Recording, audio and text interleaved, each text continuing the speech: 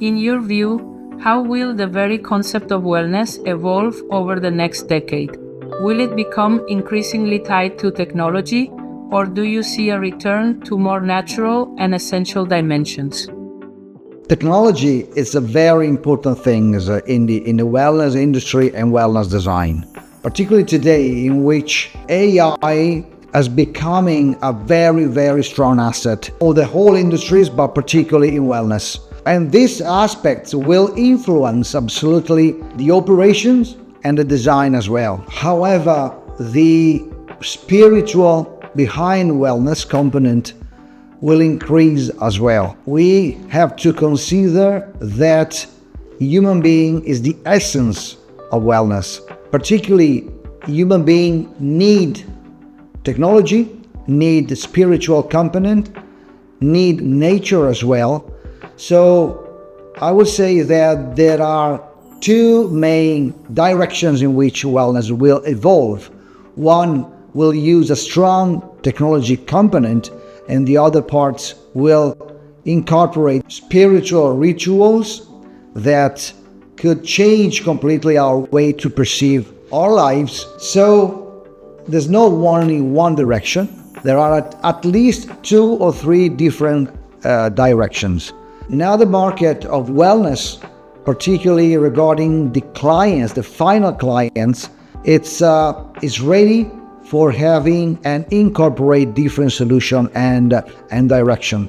So it's not only one, could be different directions. And our capacity as a wellness industry, particularly in design, but not only, is the way in which we think to mix the different aspects and topics regarding our activities.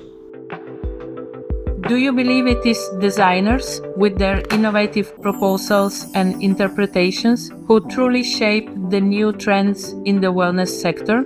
Or is there always an underlying human need that design simply interprets and amplifies? That is a very interesting question, but I would say that only the designers that has a strong knowledge about this industry, about the world behind wellness, are able to really change the habits of our clients and of course to change the trends or to create new trends. It's not only a design aspect that we need to rethink, but it's the way in which we understand the relationship between design and operation, for instance, or design and the spiritual component, or some ritual that could incorporate hardware and software, by the wellness point of view, in a very consistent way. So it's possible that designers, architects, engineers can change the way in which we think about wellness. We could be inspirations for operators only if you are able to understand exactly how the wellness world works in terms of products, in terms of marketing, and in terms of operations. Among the many luxury projects you have designed around the world, is there one that, in your opinion, best represents the direction wellness is taking today? Well, there's no specific project or a specific client.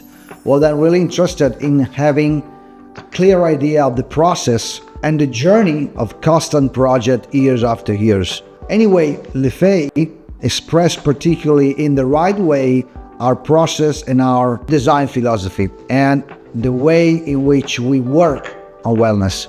And this is possible because it's one of the projects, there's 2 projects in which we try to spread wellness component through the whole facility. This is one of the best thing for me, because in this experience, the high-end client could find in our structures, in our facilities, in our hotel, what is possible to find from A to Z. So it's not only a spot experience, but it's a weekend experience or a week experience. So it's a very consistent experience, and consistency for me in the wellness project is one of the most important factors and value to promote and to constantly develop. Wellness has become a universal language, yet it is also deeply influenced by local cultures. How do you strike a balance between the uniqueness of each cultural context and the global demands of wellness? This is a very valid consideration. Of course, I would say that first of all, we need to study, to research, to find out what is the essence, what the Romans called genius loci. So the spirit of a place by the cultural point of view, by the historical point of view, and by all the other social point of view. So for us, study is the key point to analyze if a project could be transformed in a unique experience. Of course, the presence of nature is always a very important factor, particularly because nature is different as it is the cultural heritage of a place in different places. So nature and cultural heritage is the key point to study, and to study deeply. So before starting to draw, before starting to design, you need to analyze in details what the environment suggests in terms of community aspects, in terms of cultural, in terms of religious as well.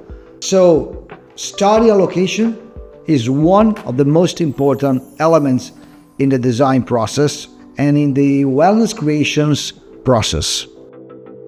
When you are commissioned for a project, are you forced to follow trends and market-driven rules, which might feel frustrating? Or do you feel that clients come to you precisely to challenge conventions, break away from them, and create something new, even if it risks being seen as unusual?